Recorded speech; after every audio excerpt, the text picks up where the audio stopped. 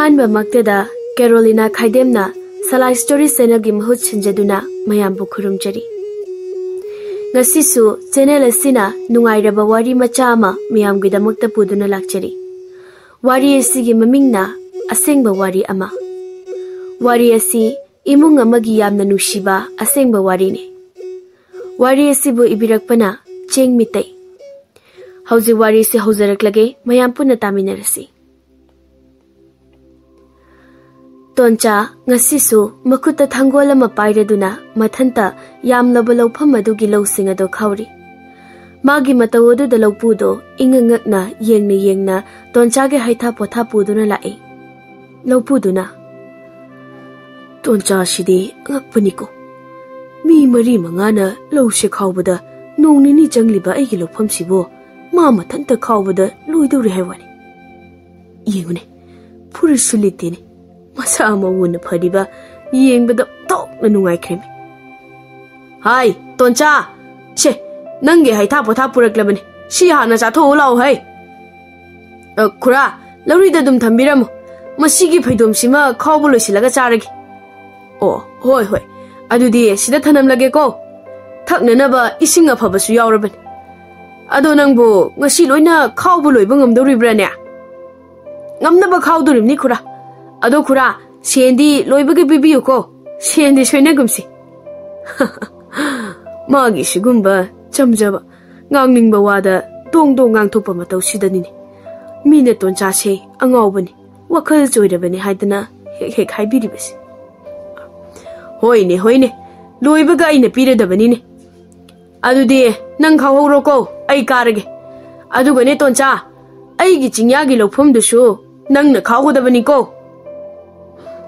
khawgini khura adu khura yeibudusu ai yaugedana hoine nangdi chei khudingi khawbusu yeibusu nang adum yauribadudi aduna handaksu nang adum yaudorabani ko adudi ai karage ko toncha oh hoi khura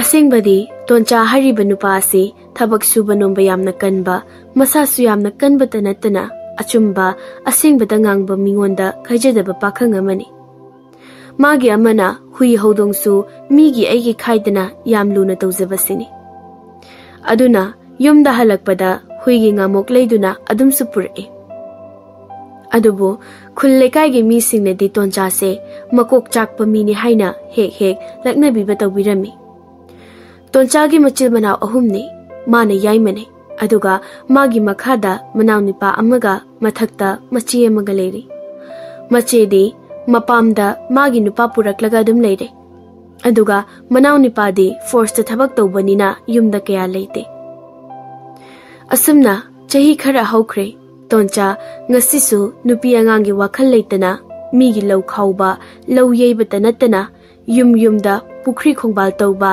chingda kaduna singchanba I phanba tawduna leirami magi matawduda mamaga mapagana nupi thirena ba haiduna yam kanna haidami adubu tonchadi nupi thiba haibase sungpam pamlamde mana taliba sel singdusu mamaga machigana hek lokthokpi mamana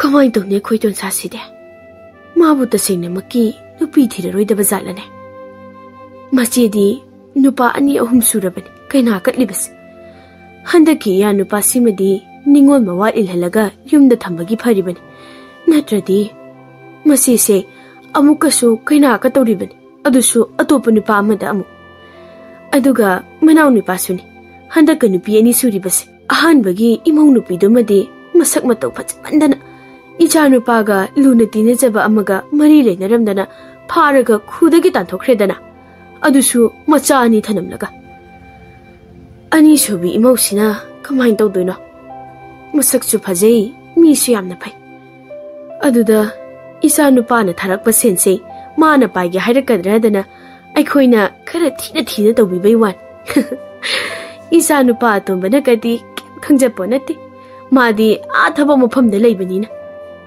nong phado tholaklasu isa di nusibadina kaina bayaba natedo aduna mau phatte hekta haijilaga icha gi sendo icha nupi ga aigana paisinjaba khakten Sisu mapadi kemta khangjaponti magi bu cha thaknanaba se walhandraga loire. Tonchana Ima nangna mangolduda phamlaga murum solidabu kari solino afabadi ama toira moina ngai kho toncha ngasai deini aine ichaga wari sananingdana leiramlibase ha kari wano ima sian pamiro nacha nupi da pinaba ima nangdi nacha nupi ga naya nupaga moyani gi khanbada wajarabani ko ado ima nongmadi naya nupa na imagi na thabaktuda soidana kawrakidoribani hena hai nangna ngangli dubu kari non he masidi ado nangbu chahidi a yore nupi ga thiraroi haibro nanga khangnajaba nupi leiraga di pusilo laitragana ima na thibirage hairedana ash ima ai nupi thiningdene aduna ne ima nupi thibai wado nacha aingonda sungau eawdora kana aisine madu yaroine he nang nupi thitradi hayeng ahal oirakanda nanggi seba kanana tobiniya imaga na pagana hingliba matam oiradi phaido imaga na pagana sikhrabadi nang wani ne he aduna ne nang nupi thidaba yadabani ne ima ai nupi thiningdeba ichiga imaga ubadane ai nupi ga khire aduga ai khoye tombagi hanai nupi do moi ubadane ai nupi ga sukti thijaningdreba aduna aina sumaina sum thabak suraga aphang basen khara duna aina chaning ba khara cha thaklaga dum lejage ko ai nupi di sukti ye thi roi sine hai ngai khuni he ton cha nang hui sing duga dum leiba ya roi ne law wari sakhisi aima mathanta ngang dan chakri ni tawrisi masi mamana bada hairaga nupi namdana thiandaba sungya ya roi tawri Tonchadi mathanta ngang duna lampak lomda dum thoki aidi nupi sukti thiro ai khoi ima ga iche ga ubadane ai nupi ga khireba hayeng aina nupi ga thiraglaga ima ga iche ga no otpi ga dabado haljishu ikoi atomagi nupi da otli bisin hanagi phatabi lamchat thibi dadi otpa ngamkide handaki mabu phabi maushidadi otline ai khoi atomana tharak pasen singdo imaga ichiga lowba yanabadan aduga amukshu phone ga tawraga aikhoigi atombada mau phatti gaina tamseline aduna aidi nupi sukti thiro yaisin aigi mahut atombana dum thijarasan lambi da leiramba angang kharana tonchada ya tonchaje mathanda nukla chalisi yenguni angang amana wasu mathanda ngangse Toncha ngauba toncha ngauba tonchana namana pana ni afaba matta tambidramnina aingonda angauba haidana naknaribani ne aduna di hayeng wai noina chawraga napa dawna yu thakpa oktaba suningdaba mi adum oiba tabani namana dusu makhyato segai khai kwajada amamam umlaga mi wa ngangna leramgani macha singsina karai da lei karai da chadni Lairik paribra, school chalibra haibadi, hanna phabu yengnamla. Aduga horen mamsilakpaga, nama singduga, napa singduga na mathibong yu thakiba, wajada chakibagi senduna, jeng leitre, hinjang thongnaba leitre dana, amu khatnaga dawribani ne. Moigu si ubadane. Toncha aina nupi thiroi hairibase. Lekagi ahal amana. Toncha, nangbu karai da nune. Wakhal nungaina nok tana chalibadubo mama wakhal nungai bagi noklibani wakhal nungai tradi karai dei sumaina nokani ahal laduna mani chum toncha nangna hairibadu chum ado nangbu aigi thabak amata tawbigero kai thabak no mama akhoi maningdagi wa khara yalaga aigi inkhol sambaldo amukta thingbigero ado mama tabak to loirakanda sel amu pirak loidoribro ngahan gi dumaina aha pini he hanakti shoidana pini hanai duga punna pini hana khara natai chakhidana tawbani adudi nang hayeng ayuk nganna laklaga aigi inkhol gi sambal sayado wa yalaga khara thingbiro ko Oi mama, sendi hatpiganuko. Loine. Handakti soidana piradabani. Toncha matam pumbada thabak phana wana sujarabasu wakhadi nungaiduna talaijarami. Adubu mamaga machega na tonchabo nupi thinanaba haiduna mari matagi mi phawpatana duna tonchagi nupi thibirami. Aduga tonchagi mamanaba singnasu tonchagi mamana haibadagi tonchabo koiba langba khara puthokpa tambirami.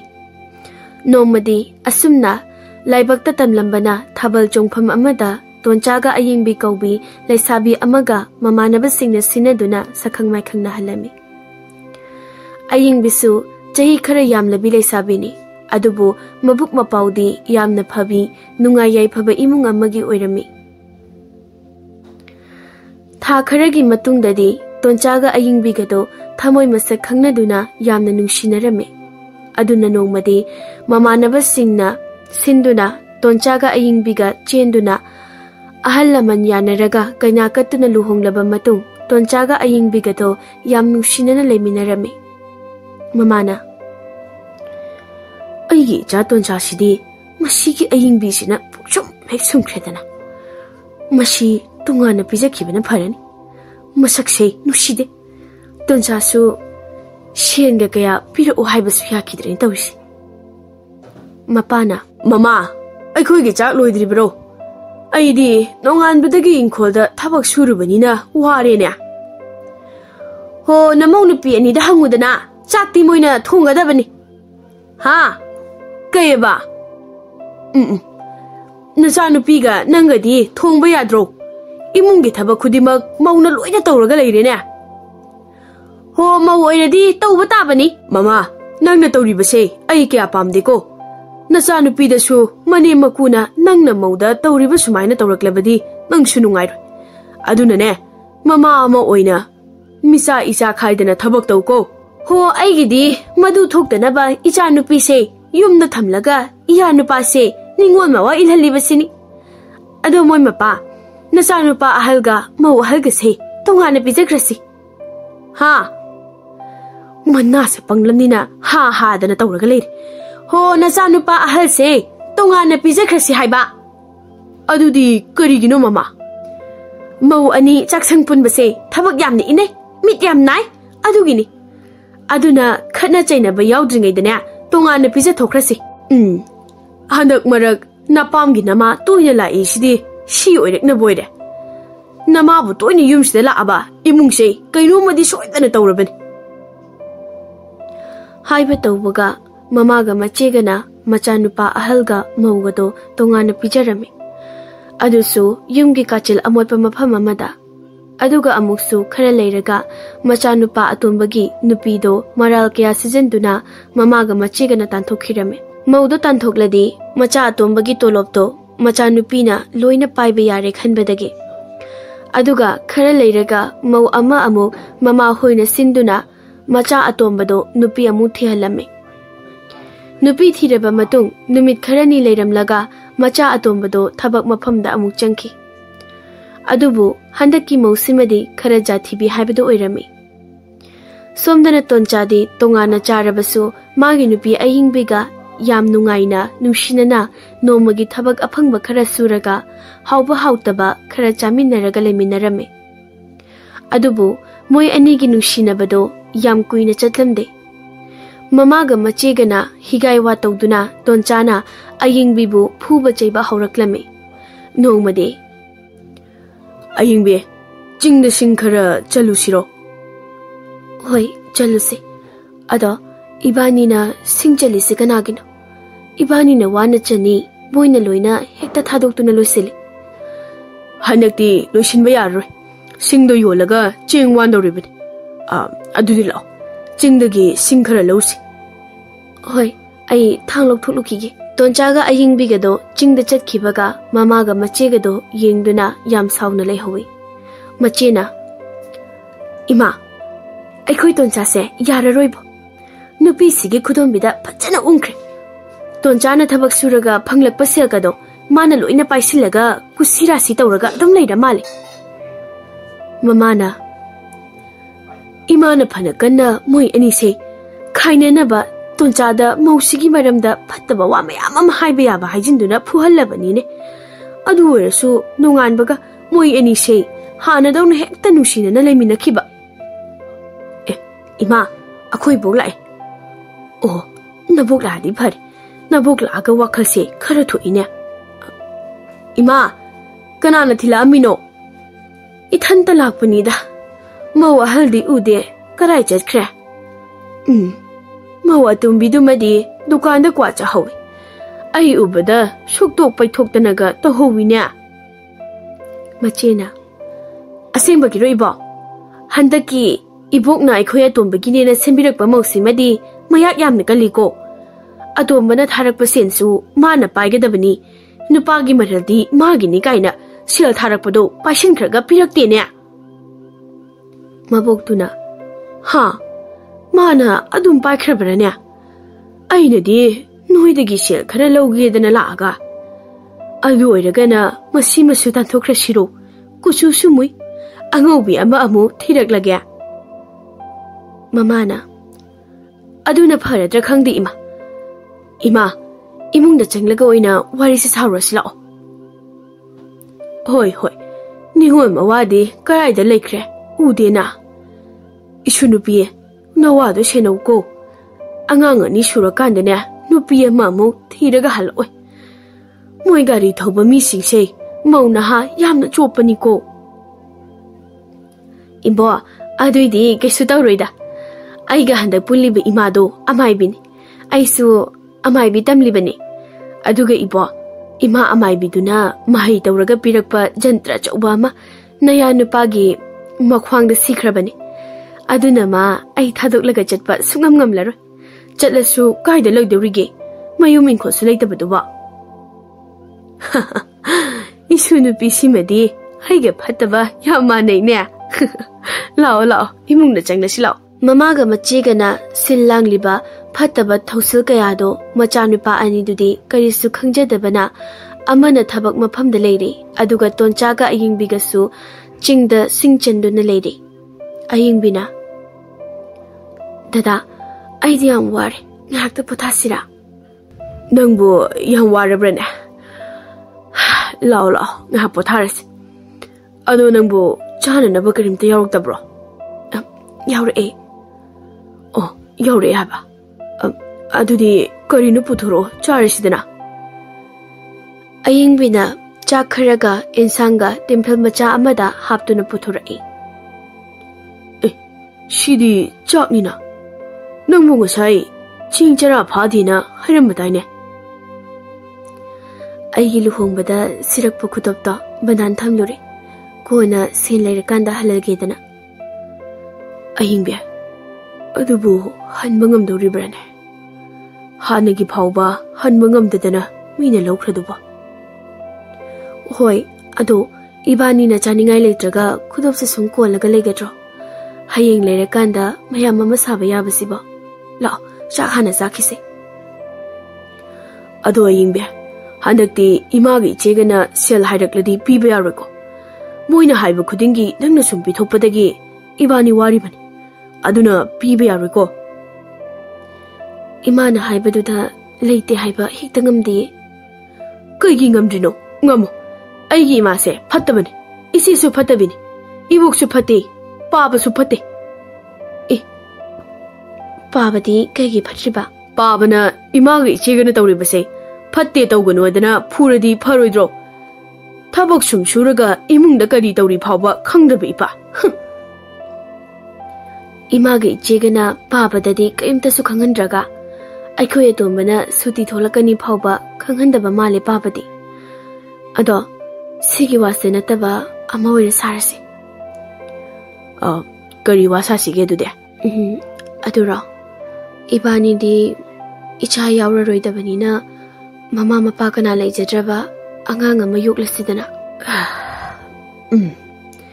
ꯑꯩꯁꯨ ꯃꯗꯨ ꯈꯜꯂꯤꯕꯅꯤ ꯑꯗꯨꯗ ꯍꯌꯦꯡ ꯑꯩꯈꯣꯏ ꯑꯇꯣꯝꯕꯒꯤ ꯃꯧ ꯑꯍꯜꯅ ꯊꯅꯝꯕ ꯑꯉꯥꯡ ꯑꯅꯤ ꯐꯥꯎꯕ ꯏꯆꯦꯒ ꯏꯕꯥꯏꯒꯅ ꯑꯣꯠꯄꯤꯔꯤꯁꯤꯒ ꯏꯕꯥꯅꯤꯒꯤ ꯑꯉꯥꯡꯗ ꯑꯃꯨꯛ ꯑꯣꯠꯄꯤꯒꯗ꯭ꯔꯥ ꯁꯤꯅꯤ ꯏꯕꯥꯅꯤꯗꯤ ꯊꯕꯛ ꯁꯨꯕꯁꯨ ꯑꯗꯨꯝ ꯆꯠꯄꯅꯤꯅ ꯌꯨꯝꯗꯁꯨ ꯐꯖꯅ ꯂꯩꯕꯁꯨ ꯅꯠꯇꯦ ꯑꯗꯨ ꯑꯣꯏꯔꯒꯅ Ibani na chatpa khudingi icha puraga chatlaga loiredana. Adumaina tawba tabani ne dude.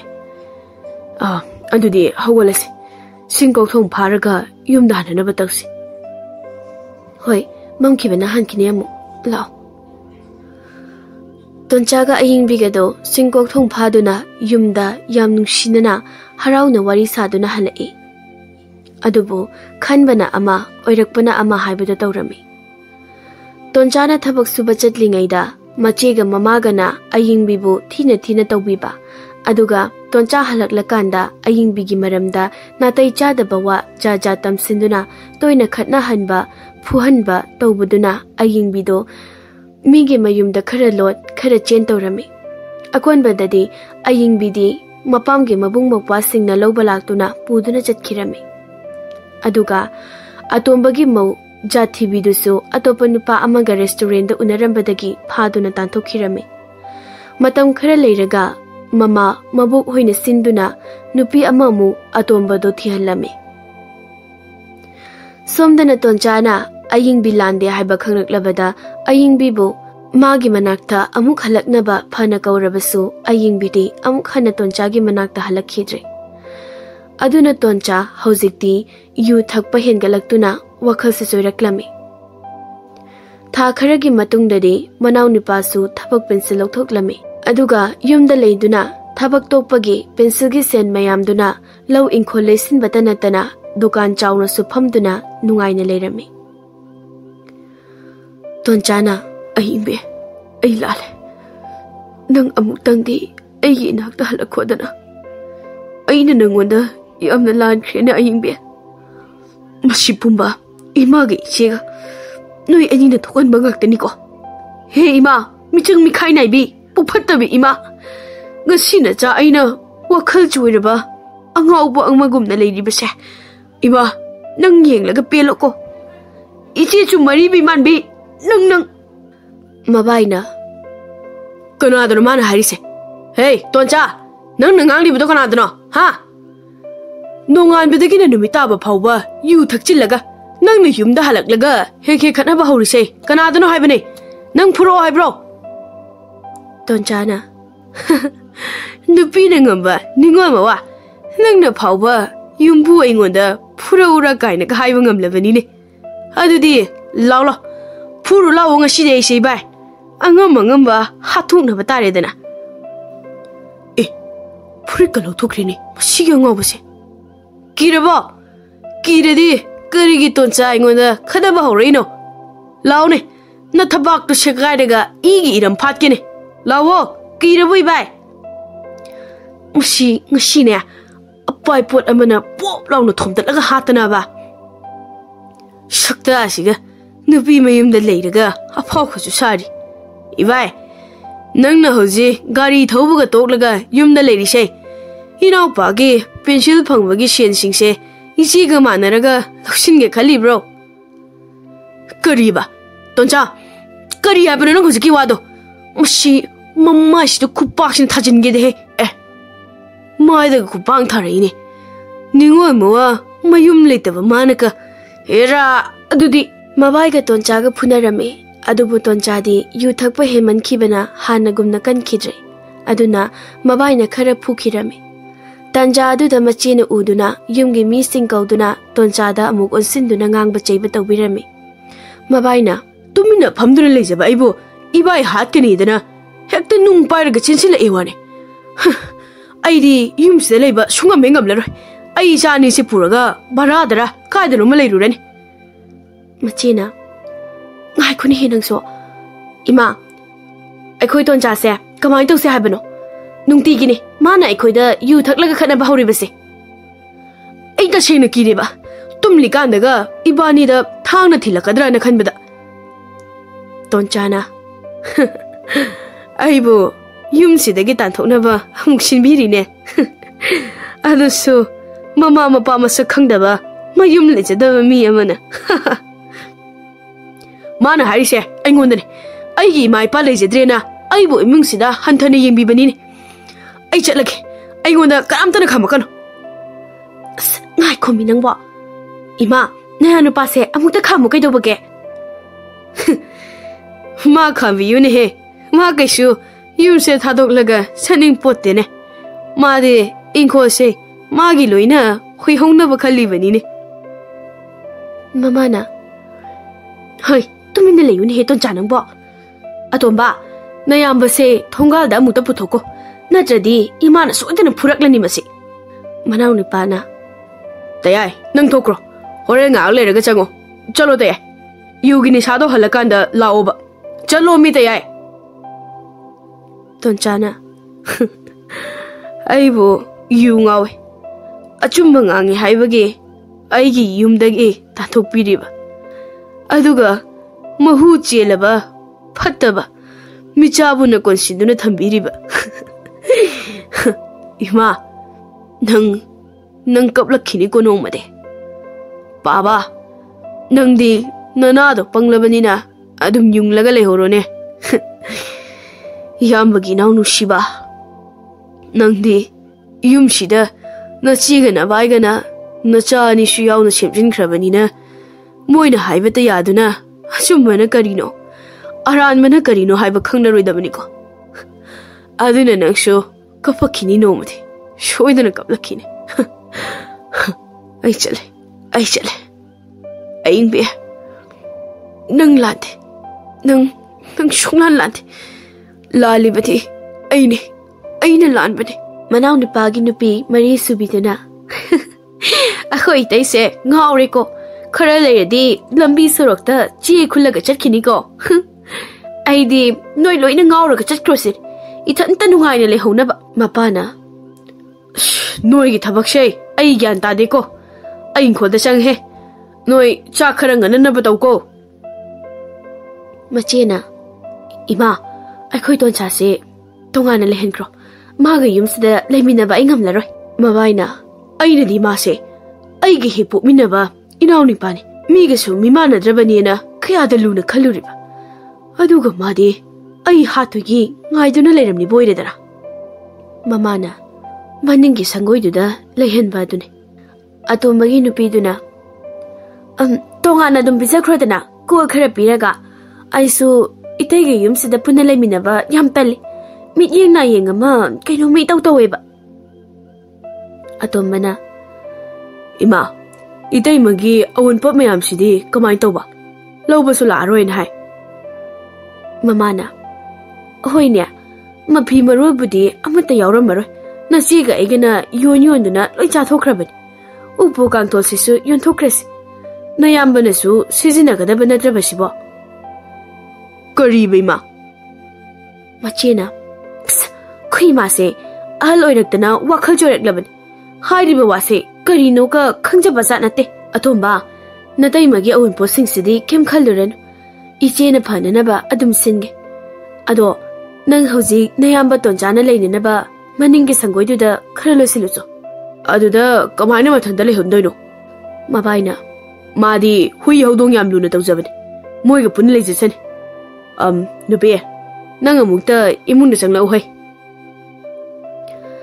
machiga mabaiga imungda watana bachangki manaw nipana tonchagi leifam maningi sangoi amanbaduda sembiri semna manaw nipagi thamoido yamnadi nungairamde adubu machi amai bitana duna semjin bikhrabani karimata di toba ngamlamde aduga magi tumnana ba phirol dusu machega mabaigana amanba segaiba pibirame chayol kharagi matungda di toncha masa hena sonjinduna thabak suba phawba ngamkhidre aduna afang bachaba yu thaknaba yumgi inkhodagi pochei huranduna yonba tawrame maduna mabaina khara phubi mabaigi macha nupana khara phubi tawbirame aduga atombagi nupi mari subiduna amu mapamna sen thaibadagi hendokladana mingondagi tumina sen mayam ama pusillaga mapamna thaiba nupa koiraga sendoi khombi sanarubaga machiga mabaigana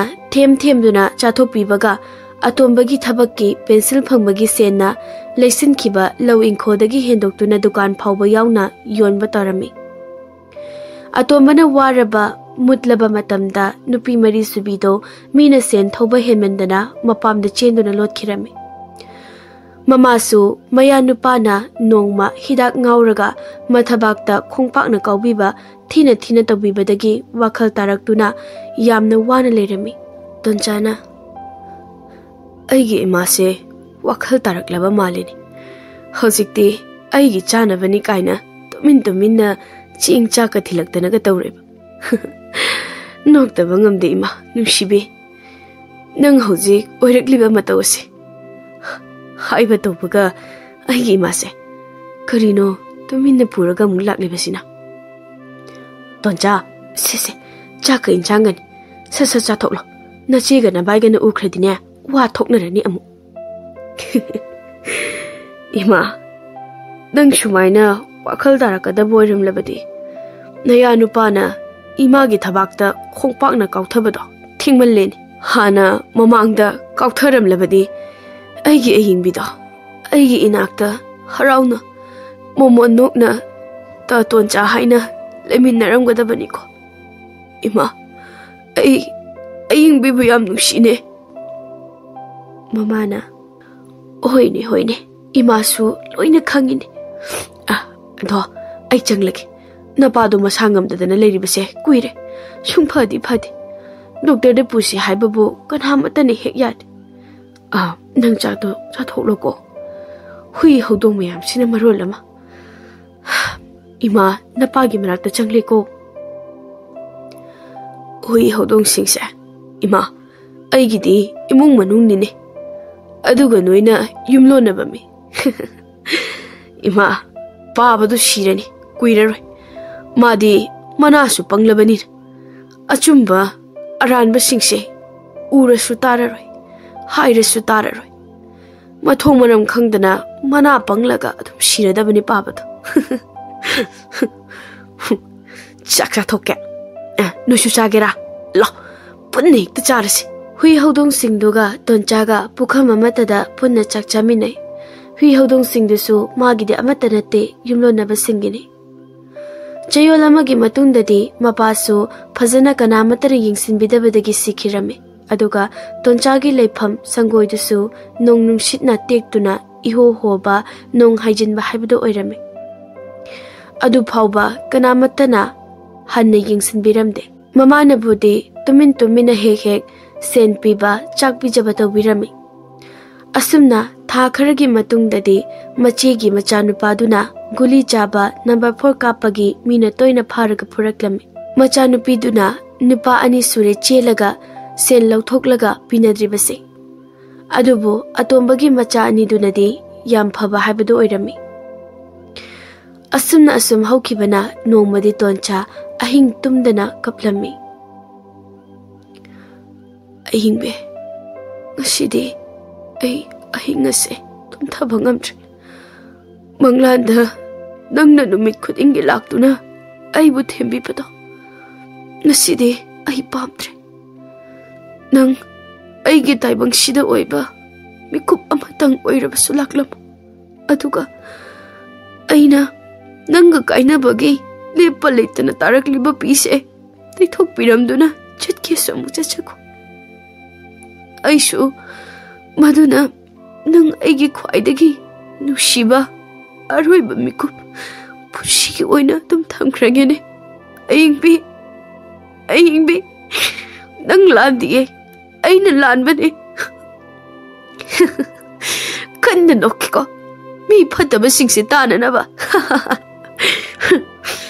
Noi pelo noi nungaina tumo aibu ang awbo ihalamlaka nungaina tumliba phataba mi sing. Henong nang supati aigi lairaba inglaba hakchang asibu chulhalaga nangi kari kanaba phangbake. Aduna nong nang supati nang nangamlabadi aigi tumpham se thumna nabachu aibu luphalo aibu hato. Mapuna minai oire minai na mapu sakre.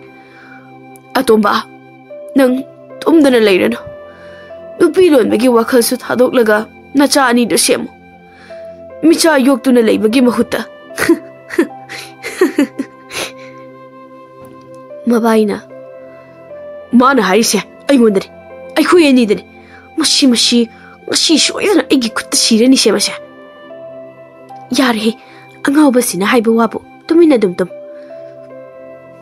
nongnaga tabane tumbana nungai ba nangna marol lama ngasida khara thuna sikhrabadi phadobani isanaga phatabagi kokko sabane yareda tumlo hayeng atomada hairaga karaidonuma lehenkinaba silaga ai hak lairaga toncha yam nungshina nonggi tapna tariba makhoi marakduda isai amuk sakli ngoshin nabanate thamoige awaba thembane kappanate minok thebane warida e pushi aingbe nanga kaina kibaduna warida thamoi khang bhai tabana tonchagi matawoda mamasu phamungda hik launa kapli ngahak leiraga nongshu akhak arau yauna kanna haitharai